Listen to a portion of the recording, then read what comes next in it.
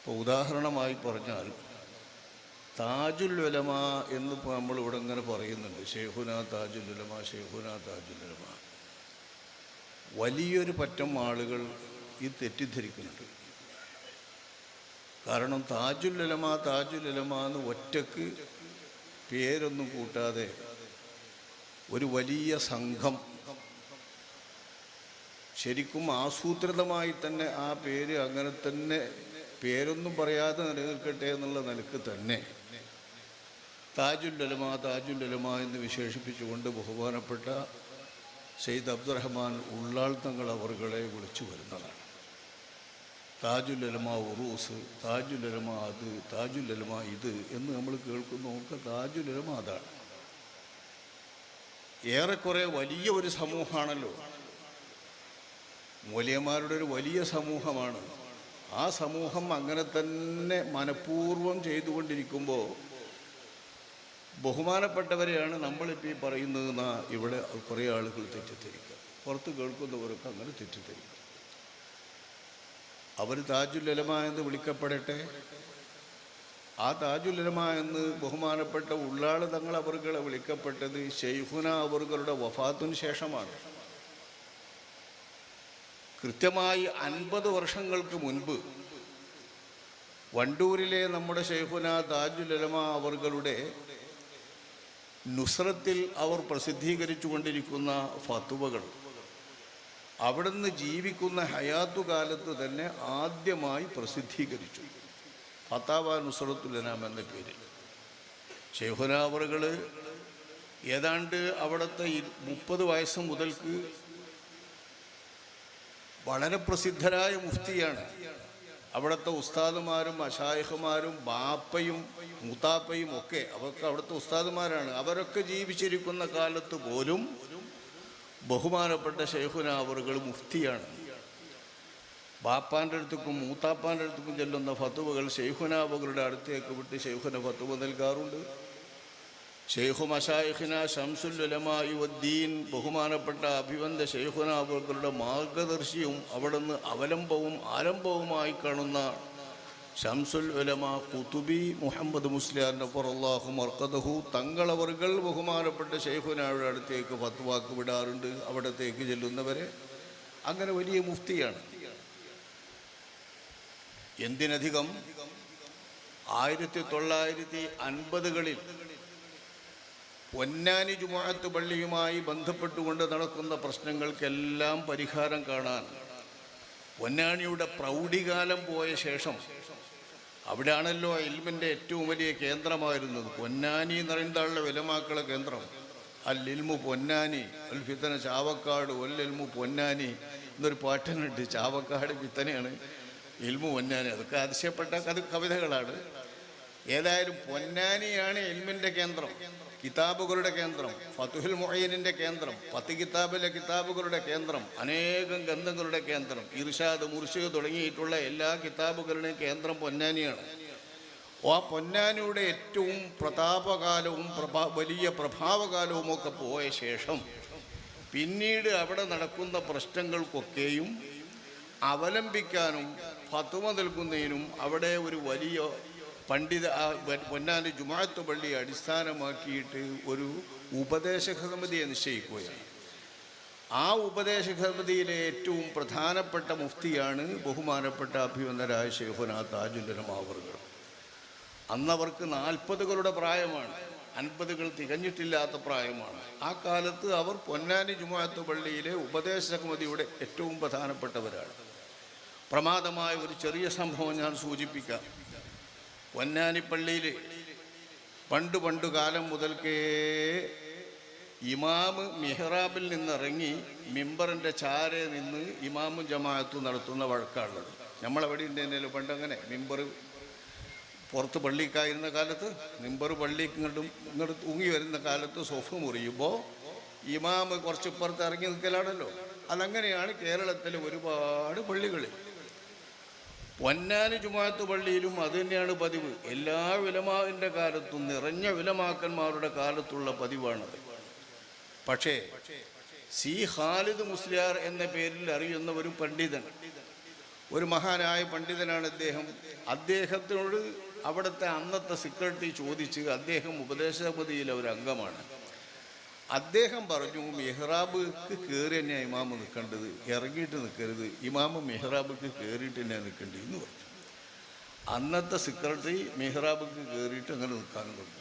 അപ്പോൾ പൊന്നാനി കുലുങ്ങി. കാരണം നിറഞ്ഞ ഉലമാക്കന്മാർ ജീവിക്കുന്ന കാലത്തെല്ലാം ഉണ്ടായിരുന്ന വഴക്കം മെഹ്റാബിൽ നിന്ന് ഇറങ്ങിയിട്ട് സ്വഫ് മുറിയാതെ ജമാഅത്ത് നടത്തുന്ന വഴക്കമാണ്.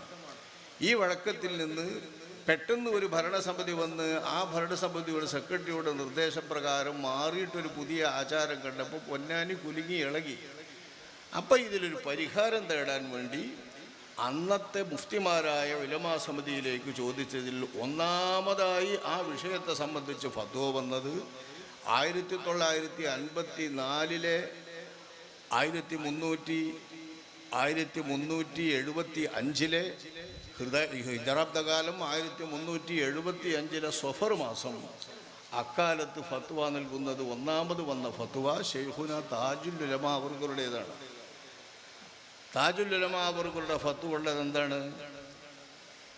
മിമ്പർ കൊണ്ട് സ്വഫ് മുറിയുക, തൂണ് കൊണ്ട് സ്വഫ് മുറിയുക, ഇതുപോലെ ഒന്നാം സ്വഫ് മുറിയുന്ന ഒരു സ്ഥിതിവിശേഷമുണ്ടായാൽ അതില്ലാതെ കണ്ട് ഇമാമ ഇറങ്ങി നിന്നുകൊണ്ട് ജമാഅത്ത് നടത്തുന്നത് തന്നെയാണ് ഏറ്റവും അഭികാമ്യം, ഏറ്റവും നല്ല പരിപാടി അതാണ്. കാരണം ഭിന്നിപ്പില്ലാതെ പണ്ഡിതന്മാരുടെ അഭിപ്രായ വ്യത്യാസത്തിന് അതീതമായി ജമാഅത്തിൻ്റെ പുണ്യം കിട്ടാനും ശ്രേഷ്ഠത കിട്ടാനും ഒന്നാം സ്വഫിൻ്റെ പുണ്യമടക്കം എല്ലാ സ്വഫിൻ്റെ പുണ്യവും നേടാനും ആ ജമാഅത്തിന് ലഭ്യമാകാൻ അതാണ് നല്ലത് എന്നുള്ളൊരു ഫത്വ വളരെ പ്രസിദ്ധമായൊരു ഫത്വയാണ്. അങ്ങനത്തെ മുഫ്തിയാണ് ബഹുമാനപ്പെട്ടവർ ആ കാലം മുതൽക്ക്. അവരുടെ ഫത്വകളിൽ നിന്ന് നുസ്രത്തുൽ അനാം എന്ന മാസിക മലയാളത്തിൽ പുറത്തിറക്കാൻ തുടങ്ങിയപ്പോൾ ആ ഫത്വകൾ നമുക്ക് ലഭ്യമായി തുടങ്ങി. വായിക്കുന്ന ആൾക്കാർക്ക് സൂക്ഷിക്കാൻ കിട്ടിത്തുടങ്ങി. അങ്ങനെ സൂക്ഷിക്കാൻ കിട്ടിത്തുടങ്ങിയപ്പോൾ മാസികയിൽ സൂക്ഷിക്കുന്നതിലേറെ പുസ്തകമായി സൂക്ഷിച്ചാൽ നന്നല്ലോ. അപ്പോൾ ജാമിയ വഹബിയയിലെ നുസ്രത്തുൽ ഉലമാ അസോസിയേഷൻ അന്ന് വരെ പ്രസിദ്ധീകരിച്ച ഏതാണ്ട് ഫത്വകളെല്ലാം കൂടി ഫതാവ നുസ്രത്തുൽ അനാമിൻ്റെ 1-ാം ഭാഗം പുറത്തിറക്കുകയാണ്. ഇത് 1974 74 അപ്പോൾ 50 വർഷം മുമ്പാണ്. ആ 74 ഇത് പുറത്തിറക്കുമ്പോൾ അവിടുത്തെ മുഫ്തി എന്ന പേരിൽ ആ ഗ്രന്ഥത്തിൻ്റെ മുഖപേജിലായിട്ട് കൊടുക്കുന്നത് മുഫ്തി താജുൽ ഉലമാ ഖുദ്വത്തുൽ മുഹഖ്ഖീൻ. പിന്നെ അവിടുത്തെ പേര് കെ സദഖത്തുള്ള മൗലവി റഹ്മഹുല്ല എന്ന ആ പേരാണ് അവർക്ക് കൊടുക്കുന്നത്. ആ കാലത്ത് അന്നത്തെ ഉലമാ, അവിടുത്തെ ശിഷ്യന്മാരുടെ സമിതി എല്ലാം കൂടിക്കൊണ്ട് തീരുമാനിച്ച അടിസ്ഥാനത്തിൽ അന്ന് താജുൽ ഉലമാ എന്ന് വിളിക്കപ്പെടുന്നവരാണ് ബഹുമാനപ്പെട്ടവർ. 50 കൊല്ലം മുൻപ് അവർ വഫാത്തായതിൻ്റെ ശേഷം 85 അവർ വഫാത്തായതിൻ്റെ ശേഷം പിന്നെയും കുറച്ച് കഴിഞ്ഞാണ് ബഹുമാനപ്പെട്ട ഉള്ളാൾ തങ്ങൾ അവർക്ക് താജുൽ ഉലമാ എന്ന് അവരുടെ നേതൃത്വത്തിലുള്ള പണ്ഡിത സംഘടനയിലെ ആളുകളൊക്കെ വിളിക്കാൻ തുടങ്ങിയത്. വിളിക്കണതിൽ കുഴപ്പമൊന്നുമില്ല. കാരണം ഒരാൾ വഫാത്തായതിൻ്റെ ശേഷം അവരുടെ പേര് കൊടുക്കുക, അതിനുള്ളൊരു ബന്ധം പറയൽ എങ്ങനെയാണ്? ഉള്ളാളത്തങ്ങൾക്ക് താജുൽ ഉലമാ എന്ന് പറയാനുള്ള ബന്ധം ബഹുമാനപ്പെട്ട ശൈഖുന വണ്ടൂരിലെ താജുൽ ഉലമാ അവറുകൾ ദർസ് നടത്തുമ്പോൾ കിതാബിൽക്കൊന്നും നോക്കാതെ സ്വന്തമായി മനനിലയിൽ തന്നെയാണ് അവിടുന്ന് ദർസ് നടത്തുക. ഞങ്ങളൊക്കെ കോളേജിലായിട്ട് ക്ലാസ്സായതിന് ശേഷം പഠിച്ചത്. പള്ളിയിൽ ക്ലാസ്സായതിൻ്റെ ശേഷവും പള്ളി ദർസിൽ നിരത്തായിരുന്ന ശേഷവുമൊക്കെ അവിടെ നിന്ന് കിടക്കുന്നിടത്ത് അവിടെ കിടക്കും, അല്ലെങ്കിൽ കസാരയിൽ അവിടെ ഇരിക്കുന്ന ആ ഇരുത്തം കാലും നീട്ടി അവിടെ ഇരിക്കും. വായിച്ചു കൊടുക്കുന്ന ആൾ വായിച്ചങ്ങനെ കൊടുക്കും. അവിടെ നിന്ന് അങ്ങനെ അർത്ഥവും പറയും, അതിൻ്റെ ആശയങ്ങളും പറയും, വിശദീകരണവും കൊടുക്കും. ഇതാണ്. കിതാബിൽ നോക്കാറില്ല. കിതാബ് നോക്കാതെ ദർസ് നടത്തുന്ന ശീലം അന്നത്തെ കാലത്തെ ഉലമാക്കന്മാരുടെ നിരയിൽ ബഹുമാനപ്പെട്ടവർക്കേ ഉള്ളൂ. അത് പത്രാസ് കൊണ്ടുണ്ടായതല്ല. പത്രാസ് കൊണ്ടോ അത് കിതാബില്ലാതെ നടത്തുന്ന ഗാംഭീര്യം കൊണ്ടോ ഉണ്ടായതല്ല. അത് നല്ലൊരു പണിയായിട്ടല്ല. ശൈഖുന അതിന് പറയാറുള്ളത്, അതിന് ചെറുപ്പത്തിൽ കണ്ണു സോക്കേണ്ടാണ്ടിനു എന്ന് പറയുന്നത്. കണ്ണു സോക്കേണ്ടാണ്ടിനു നിങ്ങൾക്ക് മനസ്സിലാവുണ്ടോ എന്നറിയില്ല. കണ്ണു സോക്ക ചോര ഇറങ്ങുന്നൊരു സോക്കേണ്ടായിരുന്നു ശൈഖുന. അത് നോക്കി നോക്കി നോക്കി ഓതിയിട്ടാ, അത് നോക്കിയിട്ടായിരുന്നു എന്ന് പറയുന്നില്ല ബഹുമാനപ്പെട്ടവർ. അത് സൂചിപ്പിക്കുന്ന രീതിയിൽ അവർ പറയാറുള്ളത്, അങ്ങനെ നോക്കി തീർച്ചയായിട്ടുമെങ്കിൽ കണ്ണു സോക്ക ഉണ്ടായിരുന്നു ചെറുപ്പത്തിൽ കണ്ണു സോക്ക ഉണ്ടായിരുന്നു എന്നാണ്.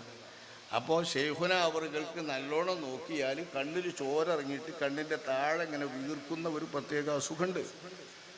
അതവിടുത്തെ വായന കൊണ്ടുണ്ടായതാണ്, മുതാലയത്ത് കൊണ്ടുണ്ടായതാണ്. എല്ലാ ഗന്ധങ്ങളും വരടി മുതൽ ആദ്യം മുതൽ അവസാനം വരെ വായിക്കുന്നതുകൊണ്ട്. ഇപ്പോൾ പറഞ്ഞല്ലോ താരീഖുൽ ഉമമി വൽ മുലൂക്ക് എന്ന് ഉസ്താദ് പറഞ്ഞ കിതാബ് പൊന്മള അബ്ദുൽ ഖാദർ ഉസ്താദിക്ക് ചെറിയൊരു ഓർമ്മപ്പശവ് അദ്ദേഹത്തിന് അതിൽ വന്നിട്ടുണ്ട്. എൻ്റെ മുന്നിൽ നിന്ന് തന്നെ പറഞ്ഞതുകൊണ്ട് ഞാൻ ആ സംഗതി പറയാതിരിക്കാൻ വയ്യ. ചെറിയൊരു ഓർമ്മപ്പശക്ക് അദ്ദേഹത്തിന് അതിൽ വന്നിട്ടുണ്ട്. ഷെയ്ഖുന അവറുകൾ ആ സമയത്ത് അപ്പം ഇല്ല. അദ്ദേഹം ഷെയ്ഖുനയുടെ വീട്ടിൽ പോയിട്ട് ചോദിച്ചിരിക്കാം. ഷെയ്ഖുന പള്ളിയിലും കോളേജിലും ഇല്ലാത്ത സമയത്ത് ഞാൻ റൂമിലിരിക്കുമ്പോൾ, ഞാൻ എൻ്റെ റൂമിൽ, ഞാൻ അന്ന് അവിടെ ദർസിൻ്റെ ജോലിയായിട്ട് ഷെയ്ഖുനെ ഏൽപ്പിച്ചതുണ്ട്. അതിന് സ്ഥിതിയിലൊരു റൂമുണ്ട്. ആ റൂമിലിരിക്കുന്ന സമയത്താണ് പൊന്മള അബ്ദുൽ ഖാദർ മുസ്ലിയാർ അവറുകൾ കടന്നു വന്നത്. വന്നിട്ട് അയാൾ എന്നോട് ചോദിക്കുകയാണ്, താരീഖുൽ ഉമമി വൽ മുലൂക്ക് ഞാൻ എവിടെ നോക്കിയിട്ടും കാണുന്നില്ല എൻ്റെ പേജ്. എന്നോട് ചോദിച്ചാൽ അങ്ങനെയാണ്. ഫത്താവ നുസ്രത്തിൽ ഇറങ്ങിയ കാലമാണ്. ഫത്താവ നുസ്രത്തിലെ പേജ് നോക്കുമ്പോൾ ആ പേജിൽ നോക്കിയിട്ട് എവിടെയും കാണാനില്ല. സത്യമായും ഉണ്ടായ സംഭവം ഇങ്ങനെയാണ്. അപ്പോൾ ഫത്താവ നുസ്രത്ത് ഇറങ്ങിയിട്ടുണ്ട് എന്നല്ലാതെ ഷെയ്ഖുനയോട് ഇത് പോയി ചോദിക്കുന്നതല്ല. ഷെയ്ഖുന ഇത് ഫത്താവ നുസ്രത്തുൽ അനാമിൽ കൊടുത്ത ഫത്വകൾ ശേഖരിച്ച ഈ ഫത്താവയിൽ ഇറങ്ങിയത് കണ്ടിട്ട് താരീഖുൽ ഉമമി വൽ മുലൂക്കിൻ്റെ പേജ് നമ്പർ അതിൽ എഴുതിയത് പേച്ചിട്ടുണ്ട്. സംഭവം അതാണ് സംഭവം. അച്ചടി വെച്ചിട്ടുണ്ട്, അച്ചടിയിൽ പേക്കുമല്ലോ. അപ്പോൾ ആ പേജ് മുഴുവൻ നോക്കിയിട്ട് കണ്ടിട്ടില്ല. അതിൻ്റെ അടിസ്ഥാനത്തിലാവാം അദ്ദേഹം എന്നോട് വന്ന് ചോദിക്കുകയാണ്, താരീഖുൽ ഉമമി വൽ മുലൂക്കിൽ ഞാൻ നോക്കിയിട്ട് കാണുന്നില്ല, എവിടെയാണിത്? ഞാനുടനെ അതെടുത്തിട്ട് കാണിച്ചു കൊടുത്തു. അതെടുത്തിട്ട് കാണിച്ചു കൊടുക്കുന്നത് അതിൻ്റെ രണ്ടാം ഭാഗത്തിലാണ്. 11 വാള്യം എന്നത് ആ കിതാബിനില്ല. 11 വാള്യം ആ കിതാബിന് 11-ാം വാള്യം പറയണമെങ്കിൽ 11 വാള്യം വേണ്ടേ? 11 വാള്യം ആ കിതാബിനില്ല.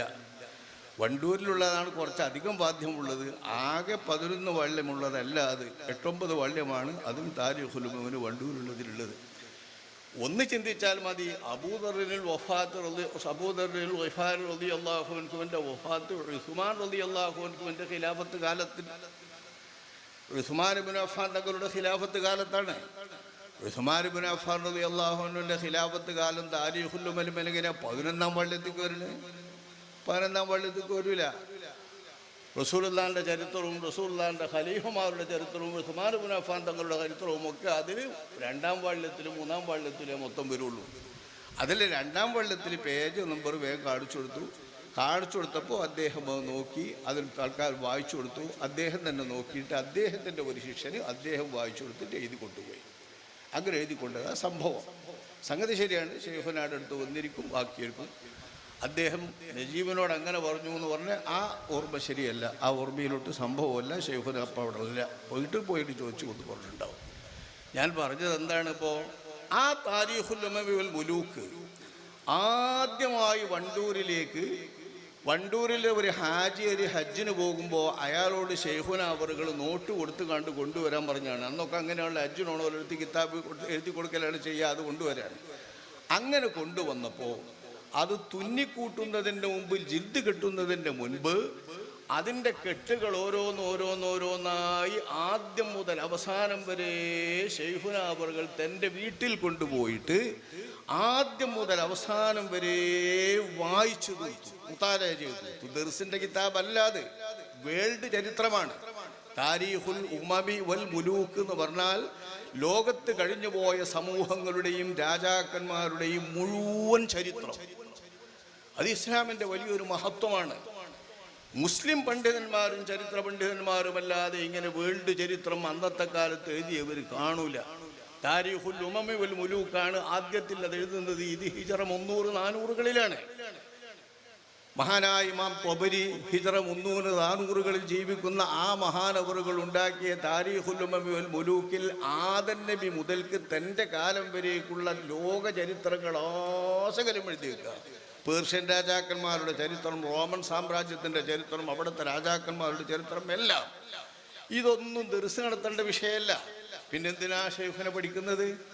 ഇൽമിന്, പഠിക്കാൻ, അറിയാൻ, മനസ്സിലാക്കാൻ. ഇത് അന്നവിടെ പഠിച്ചിരുന്ന ഷെയ്ഖുൽ ഉലമ NK ഉസ്താദ് അവറുകളാണ് അനുസ്മരിക്കുന്നത്. മൂപ്പരവിടെ പഠിക്കുമ്പോൾ ഷെയ്ഖുനായി 7 കൊണ്ടുപോയിരുന്നത്, ഒന്നായിട്ട് കൊണ്ടുപോയിരുന്നത്. ഞങ്ങളൊന്നും അവിടെ ചെല്ലുന്നില്ല, അക്കാലത്താണ്. അതാണ് ഷെയ്ഖുന അവറുകൾ. ആ ഷെയ്ഖുന അവറുകളുടെ ഓർമ്മശക്തി, ആ ഷെയ്ഖുന അവറുകളുടെ ഗ്രഹണശേഷി, ആ ഷെയ്ഖുന അവറുകളുടെ വായനയുടെ ആധിക്യം, ഈ ആധിക്യം കാരണം കണ്ണിന് അസുഖം വന്നപ്പോഴാണ് പിന്നെ മൂപ്പർക്ക് നോക്കാൻ പറ്റാതെ വന്നത്. അപ്പോഴാണ് അവർ ദർസ് നടത്തുമ്പോൾ കിതാബ് നോക്കാൻ പറ്റിയത്. കുട്ടിക്കാലത്തെ വായനൻ്റെ ഊക്കുണ്ട്.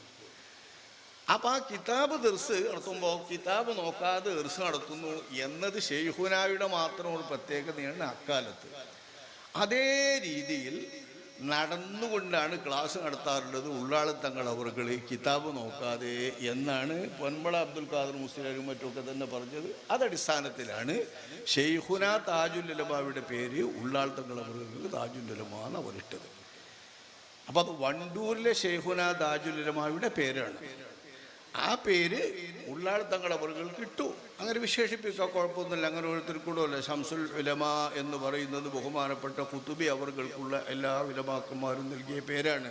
സർവാംഗീകൃതമായി എല്ലാ ഉലമാക്കന്മാരും നിറഞ്ഞ ഒരു മഹാസദസ്സിൽ കാര്യവട്ടത്തെ സമ്മേളനത്തിൽ വെച്ച് റഷീദുദ്ദീൻ മൂസമലിയെ പോലുള്ള വലിയ വലിയ ആൾക്കാർ പ്രസംഗത്തിൽ വാഴ്ത്തിക്കൊണ്ടാണ് ശംസുൽ ഉലമ എന്നവരെ പറഞ്ഞത്.